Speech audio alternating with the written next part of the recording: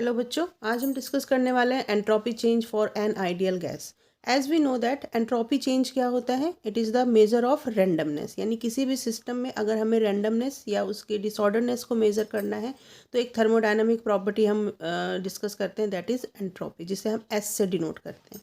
तो हमें ये भी पता है कि एंट्रोपी क्या है, एक स्टेट फंक्शन है, यानी वो इनिशियल और फाइनल स्टेट पे डिपेंड करती है। इसका मतलब क्या है कि it varies with the state of the system. Initial state और फाइनल स्टेट के अकॉर्डिंग उसकी जो वैल्यू है वो वेरी करेगी। सेकेंडली, इसकी जो वैल्यू है, it's values depends on any two of the three variable, temperature, pressure and volume. ठीक है, तो ये तीन वेरिएबल्स पे इसकी वैल्यू डिपेंड करेगी, टेम्परेचर, प्रेशर एंड वॉल्यूम। लेकिन एट अ टाइम ये दो वेरिएबल इस पे वेरी करेंगे और एक आप तीन में से दो वेरिएबल वेरी करते हैं, जिसमें से टेम्परेचर जो होता है वो एक वेरिएबल होता है और प्रेशर और वॉल्यूम में से हम किसी एक वेरिएबल को वेरी कर सकते हैं।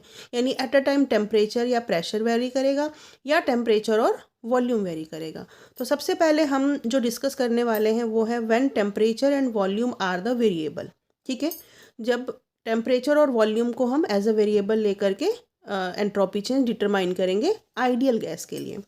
तो suppose a system n number of moles and n ideal gas occupy volume v at temperature T and pressure P। मान लो कि ideal gas n moles of ideal gas जो है वो v वॉल्यूम ऑक्यूपाई कर रहे हैं T टेम्परेचर और P pressure पे। If the system absorbs an very small amount of heat, that is Q reversible, DQ reversibly at temperature T। ठीक है, अगर सिस्टम बहुत ही small amount of heat DQ reversibly T temperature पे absorb कर रहा है तो increase in entropy is given by, entropy में कितना इंक्रीज होगा वो हमने पहले भी देखा हुआ है, that is ds is equal to DQ reversible by T। इसे हम इक्वेशन नंबर 1 से डिनोट करेंगे, यानी ds इज इक्वल टू क्या होगा, heat absorbed at temperature T, DQ reversible by T। Now according to the first law of thermodynamics, first law of thermodynamics क्या कहता है, DE यानी internal energy change is equal to DQ reversible by DW।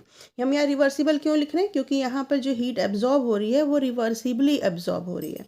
तो यहाँ पर DQ की जगह मैंने लिख दिया DQ रिवर्सिबल प्लस DW, यानी heat absorbed by the system plus work done on the system.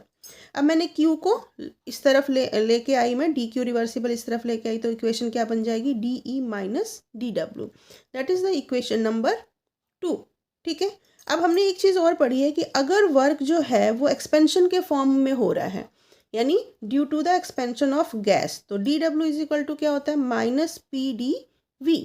ठीक है, प्रेशर वॉल्यूम वर्क, यानी P प्रेशर पे स्मॉल वॉल्यूम में इंक्रीज होता है। ठीक है, तो DW इज इक्वल टू हम लिखते हैं माइनस PdV। तो अब हम DQ reversible is equal to क्या लिख सकते हैं, जैसे पीछे हमने अभी DW की वैल्यू क्या लिखा, PD माइनस PdV, तो ये हो जाएगा आपका DE प्लस PdV। ठीक है, that is the equation number 3। अब हमने एक टर्म और पढ़ा था, molar heat capacity at constant volume. Molar heat capacity constant volume पे क्या होता है, अगर हमने पढ़ा CV इज इक्वल टू क्या होता है, DE अपॉन DT। ठीक है, तो DT को इधर ले आओ, CV into DT upon is equal to DE। ठीक है, या फिर हम इसे लिख सकते हैं DE is equal to CV DT। ठीक है, अगर हम n मोल की बात कर रहे हैं, n mole of ideal gas की बात कर रहे हैं, आइडियल गैस की बात कर रहे हैं। ठीक है, तो n mole of ideal gas के लिए इक्वेशन क्या बन जाएगी, DE is equal to n CV DT, that is the equation number 4।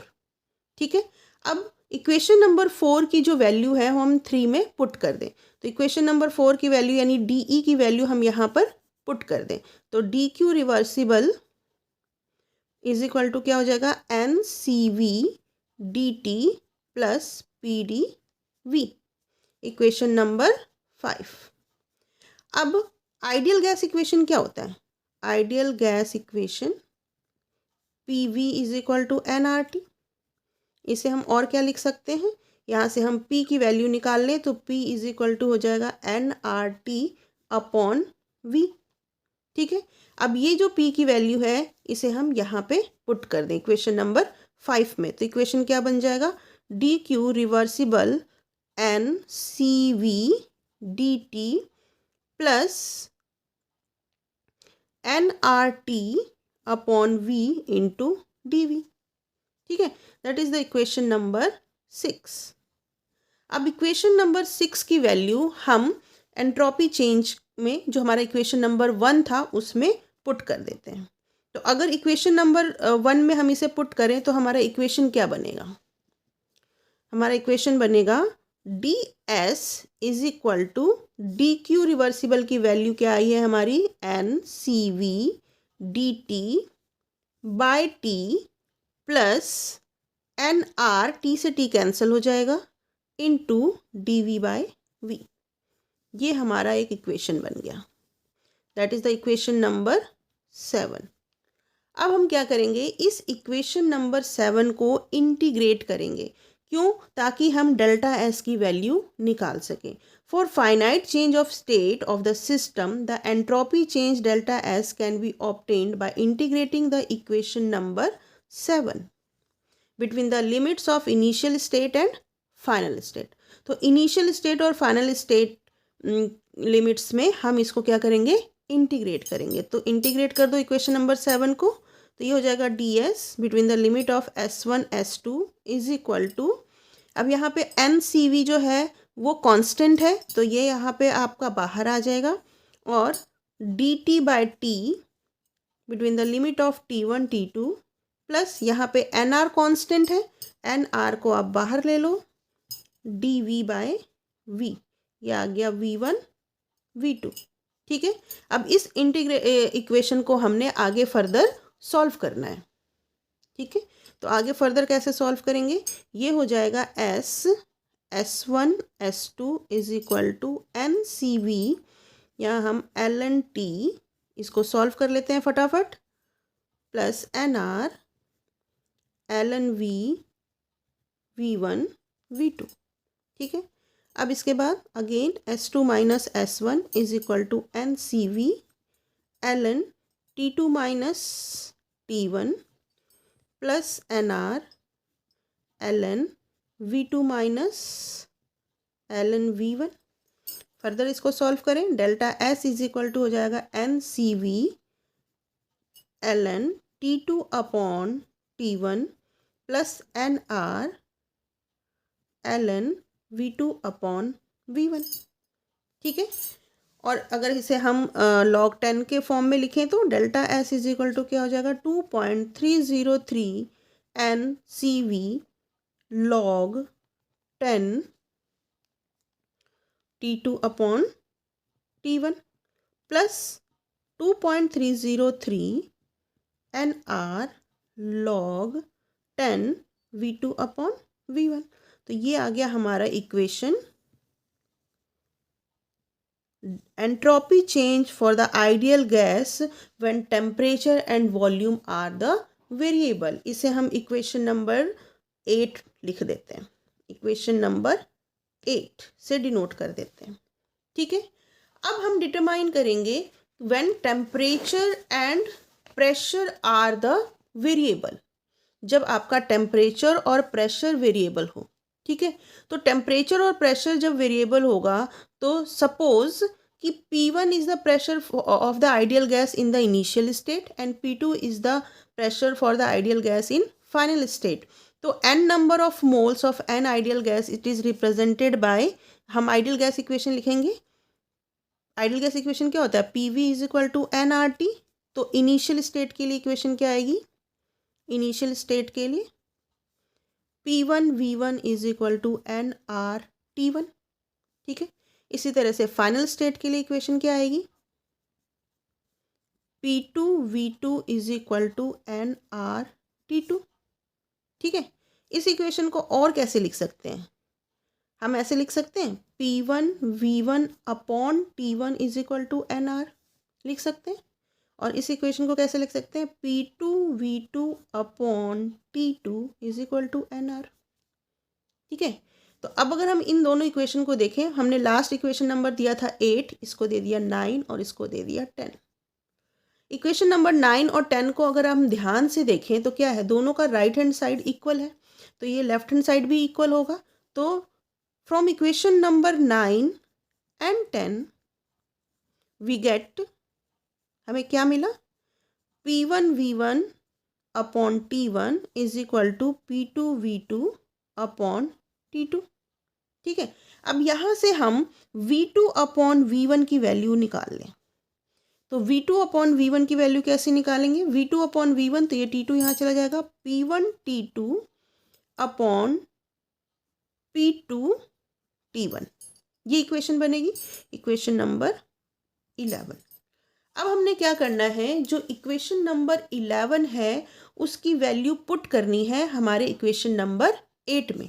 ठीक है, जो हमने प्रेशर, टेम्परेचर और वॉल्यूम के टर्म में इक्वेशन निकाली थी। तो अगर आपको इक्वेशन याद है तो क्या निकाला था हमने equation, delta S is equal to 2.303 NCV log 10 T2 upon T1 plus 2.303 NR log 10 V2 upon V1। ठीक है, और इसके ऊपर जो इक्वेशन आई हुई है NCV ln T2 upon T1 plus NR ln V2 upon V1। तो यहाँ पे जो V2 अपॉन V1 है, इस इक्वेशन को मान लो हमने इसको दे दिया 7, इस इक्वेशन को मान लो 7A दे दिया नाम। ठीक है, तो इस 7A में V2 अपॉन V1 की वैल्यू को हम पुट कर दें, तो हमारा इक्वेशन बना है delta S is equal to NCV ln T2 upon T1 plus NR ln V2 upon V1, ये इक्वेशन है हमारी। ठीक है, अब इस इक्वेशन पर हमने पुट करनी है वैल्यू V2 अपॉन V1 की, यहाँ पे पुट करनी है, यानी ये कौन सा इक्वेशन था, हमारा 7th A इक्वेशन था, 7th A इक्वेशन। ठीक है, तो अब यहाँ पे पुट कर दें, delta S is equal to NCV ln T2 upon T1 plus NR ln V2 upon V1 की जगह क्या लिख सकते हैं, P1 T2 upon P2 T1। ठीक है, अब हमने एक इक्वेशन और पढ़ी है Cp minus CV is equal to R, ये इक्वेशन भी हमने पढ़ा हुआ है। ठीक है, तो अब यहाँ से हम CV की वैल्यू निकालेंगे, तो CV की वैल्यू क्या आ जाएगी, CV is equal to Cp minus R। ठीक है, तो अब हम इस इक्वेशन में, ये हमारा कौन सा इक्वेशन बना, 11th इक्वेशन था ये हम इसको 12th इक्वेशन दे दें। तो 12th इक्वेशन में आप वैल्यू पुट कर दो CV की। ठीक है, तो CV की वैल्यू पुट करेंगे तो delta S is equal to क्या हो जाएगा, N, CV की वैल्यू क्या है, Cp minus R ln T2 upon T1 plus NR ln P1 T2 P2 T1। अब हमने क्या करना है, इस पूरे इक्वेशन को एक्सपेंड करके लिखना है, तो एक्सपेंड करके लिखेंगे तो कैसे लिखेंगे, N Cp ln T2 upon T1 minus N R ln T2 upon T1। ठीक है, प्लस इसे एक्सपेंड करेंगे तो NR ln P1 upon P2 plus NR ln T2 upon T1। ठीक है, ये बन गया। अब देखो इसमें कौन सा टर्म कैंसिल हो रहा है, minus NR ln T2 upon T1 और plus NR ln T2 upon T1, ये दोनों टर्म कैंसिल हो गए। ठीक है, तो अब हमारे पास फाइनली क्या मिला, delta S is equal to N Cp ln T2 upon T1 plus NR ln P1 upon P2। ठीक है, इसे हम इक्वेशन नंबर 13 से डिनोट कर दें। अब इक्वेशन नंबर 13 को हम log 10 के फॉर्म में लिखेंगे, तो delta S is equal to क्या हो जाएगा, 2.303 NCP log 10 T2 upon T1। ठीक है, plus 2.303 NR log 10 P1 upon P2. That is the equation for the entropy change of ideal gas when temperature and pressure are the variable. ठीक है, तो हमारे पास दो इक्वेशंस बन गई। एक इक्वेशन बना जब टेम्परेचर और प्रेशर वेरिएबल था, वेरिएबल्स, और दूसरी इक्वेशन हमारी क्या बनी थी, delta S is equal to 2.303 N C V log 10 T2 upon T1 plus 2.303 N R log 10 V2 upon V1। ये इक्वेशन हमारी कब बनी, जब हमारा टेम्परेचर और वॉल्यूम वेरिएबल था, when temperature and volume are variable. ठीक है, तो इस तरह हमारे पास दो इक्वेशंस आ गई आइडियल गैस के लिए जब हम एंट्रोपी चेंज डिटरमाइन करते हैं। तो आई होप आप लोगों को ये डेरिवेशन क्लियर हुआ होगा। Thank you.